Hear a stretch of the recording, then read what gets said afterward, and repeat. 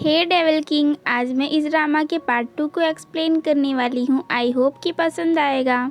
And guys, explanation को start करने से पहले don't forget to subscribe my channel, like the video and share with your friends. Last part में हमने देखा था कि इन दोनों का एक्सीडेंट होने के बाद शाओतिन मोलिनचैन की केयर करने के लिए उसी के घर में रुक जाती है और वह किचन में ही सो जाती है।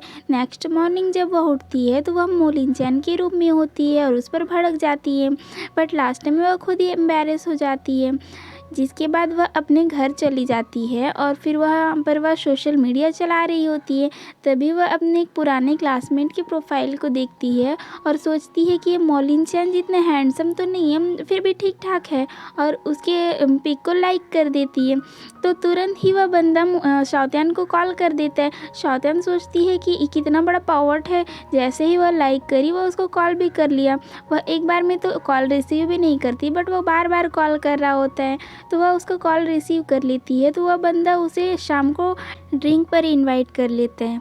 शाओतिन वहाँ जाने के लिए निकल जाती है। मोलिनचैन बार बार शाओतिन को कॉल कर रहा होता है, बट शाओतिन उसके कॉल को रिसीव नहीं करती है। तो मोलिनचैन उसके घर पर पहुँच जाता है, बट उसके घर पर कोई भी नहीं होता। तो मोलिनचैन थोड़ा सा परेशान हो जाता है।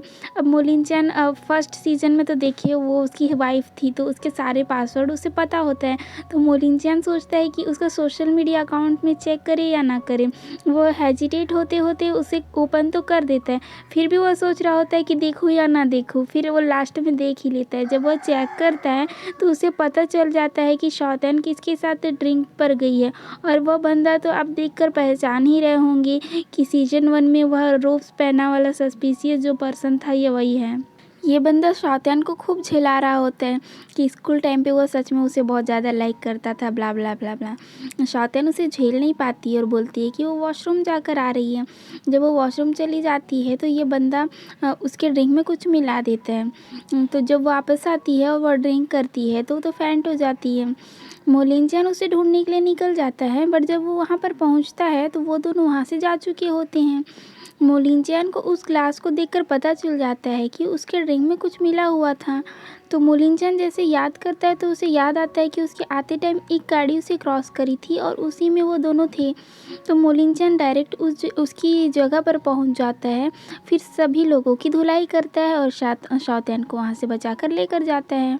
नेक्स्ट मॉर्निंग जब शाओतिन उठती है तो उसे बहुत ज़्यादा डिज़ी फील हो रहा होता है। तो मोलिनचैन उससे बोलता है कि वो हल्ला मचाना बंद कर दे और थोड़ी देर और अच्छे से सो जाए।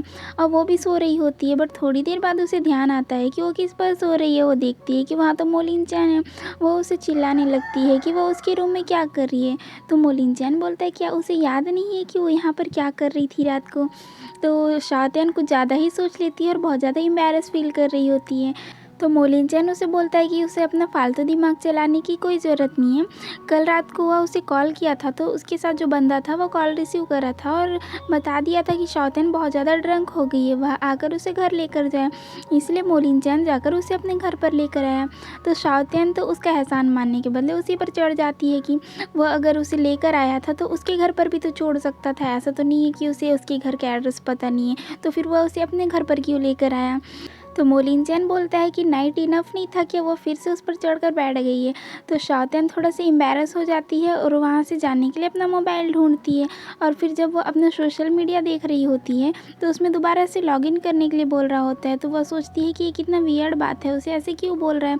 और मोलिनचैन यह सुनकर अपना मोबाइल ढूंढ रहा होता है, बट शाओतिन उससे पहले ही उसका मोबाइल छीन लेती है और देख लेती है कि मोलिनचैन के फ़ोन में उसका वीचैट ऑन है। तो वह उस पर बरस पड़ती है कि मोलिनचैन को वो जितना बुरा इंसान समझती थी, वो तो उससे भी बहुत ज़्यादा बुरा है। वो उसकी पर्सनल लाइफ में ताक झांक कर रहा है, ब्ला ब्ला ब्ला, उसे बहुत ज़्यादा सुना देती है। मोलिनचैन उसे समझाने की कोशिश करता है, बट वो तो शाओतिन है, वो किसी की नहीं सुनती, वो तो वहाँ से जा रही होती है।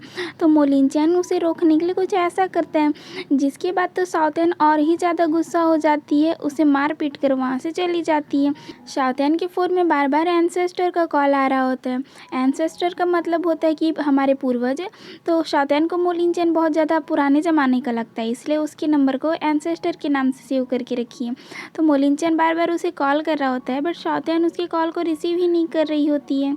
मोलिनचैन सोच रहा होता है कि वह तो सिर्फ शाओतियन को प्रोटेक्ट करने की कोशिश कर रहा है, वह नहीं चाहता कि शाओतियन दोबारा से डोंगियो एम्पायर में चली जाए, वो यहीं पर रहकर उसकी लाइफ पीसफुल जिए। इसीलिए तो वह उसके एंशिएंट बेड को भी ढूंढ लिया और उसे भी प्रोटेक्ट करके रखा है, ताकि शाओतियन उसे कभी ना देखे और फिर कभी भी डोंगियो एम्पायर में ना जाना पड़े।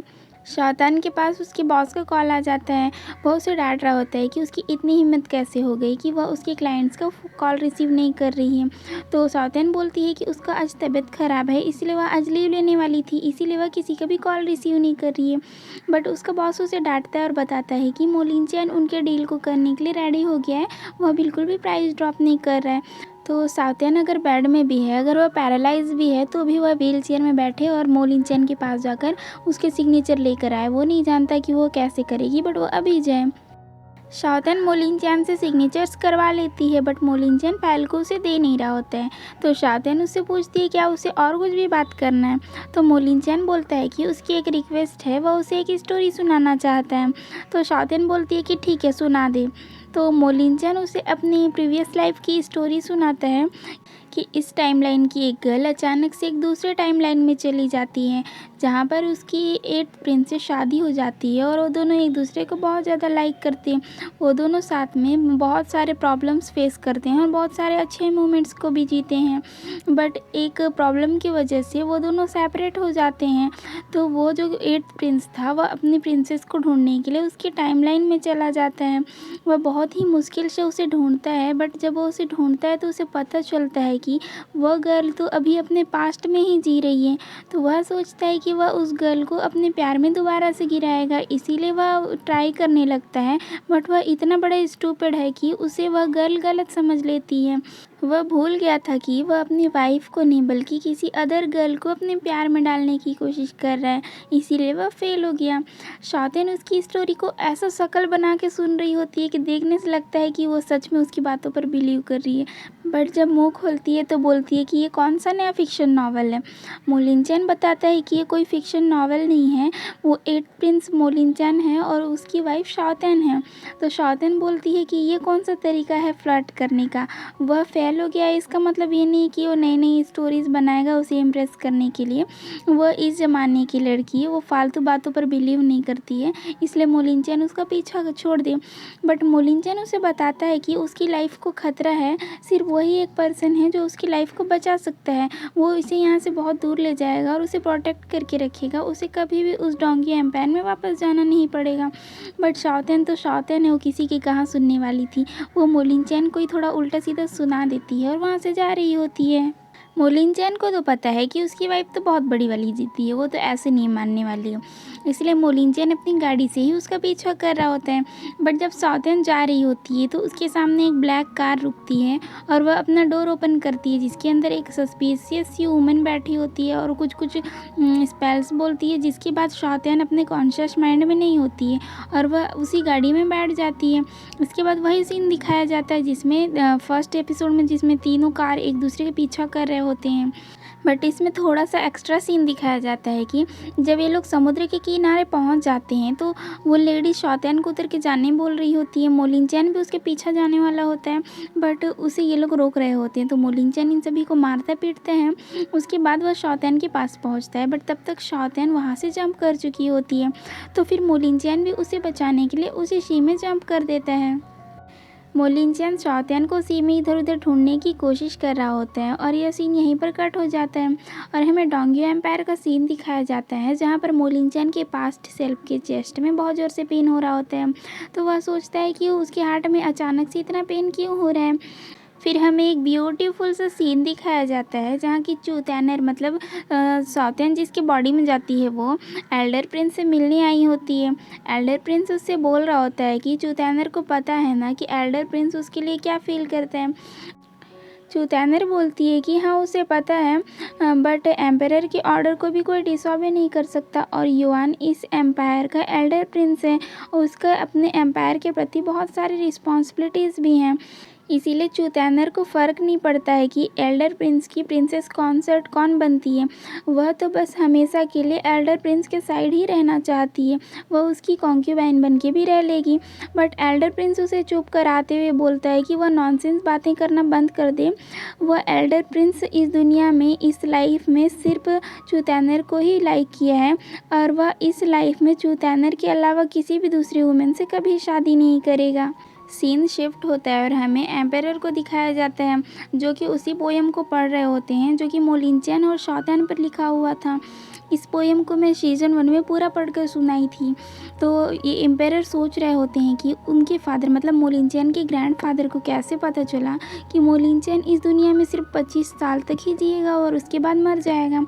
और एम्पेरर ऐसा ऑर्डर क्यों रिलीज़ करके गए हैं कि मोलिंचेन का शादी चूतैनर से ही करवाना है। अब वह एल्डर प्रिंस को क्या आंसर करेगा। एल्डर प्रिंस तो चूतैनर को बहुत ज़्यादा लाइक करता है।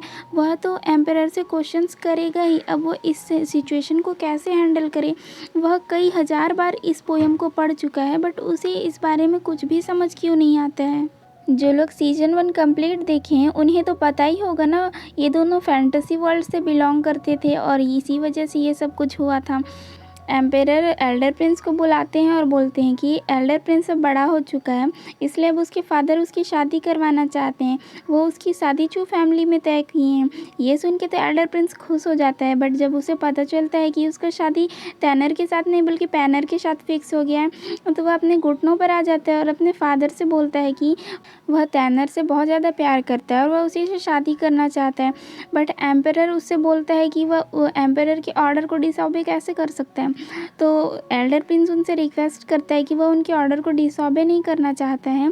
वह तो सिर्फ टैनर से शादी करना चाहता है। उसे शादी करने के लिए बदले वह अपना सब कुछ भी खो देने के लिए रेडी है बट वह सिर्फ टैनर से शादी करना चाहता है।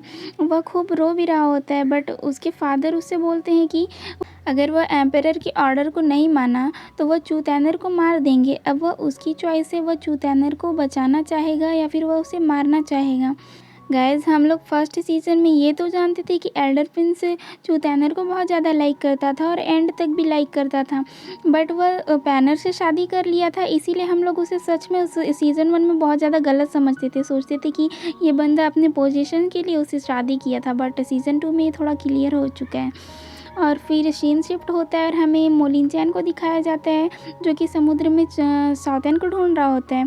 और हमारा सेकंड पार्ट यहीं पर कंप्लीट होता है। कैसा लगा आप लोगों को कमेंट करके ज़रूर बताइए।